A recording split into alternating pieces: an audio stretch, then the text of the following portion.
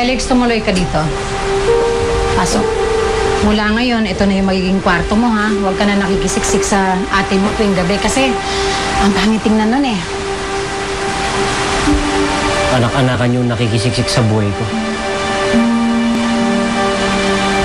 Sige, kung may kailangan ka, sabihin mo na lang sa akin, ha? Magpahinga ka na.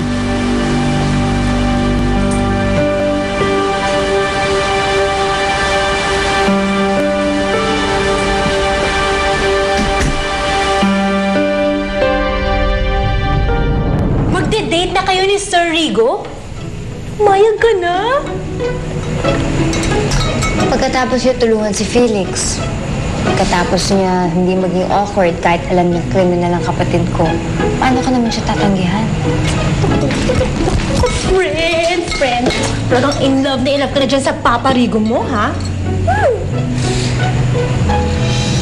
Pero, hindi pa niya alam yung atraso sa kanya ni Felix, di ba?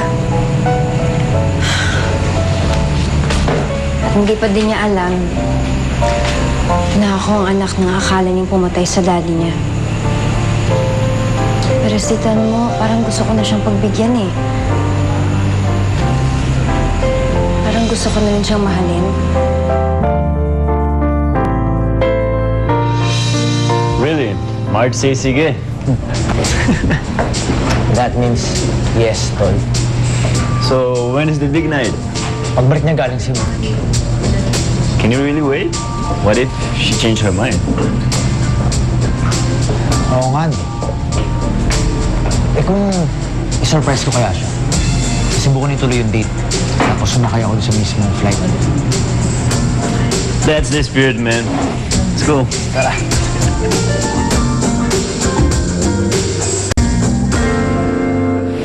Nay, kayo na po bahala kay Felix, ha? Huwag mo kami intindihin dito, Marge. Siya pong bahala. Salamat na. Felix, huwag mong kalimutan inumin yung gamot mo, ha? Overnight lang naman ako sa Cebu, kaya huwag kang mag-alala. Babalik din ako. Hindi naman ako nag-aalala eh.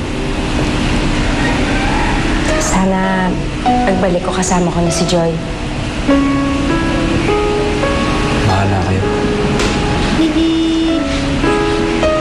Marge? Oh, sundo mo. Andito na. Halika na. Nay, pagpasensya na naman niyo si Felix. Sige. Salamat, Nay. Felix, alis na ako.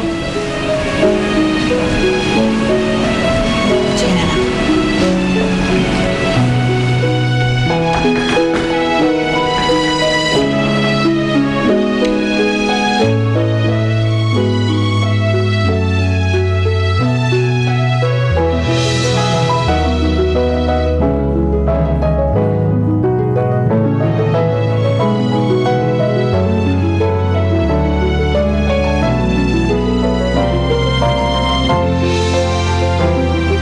Okay, Danny.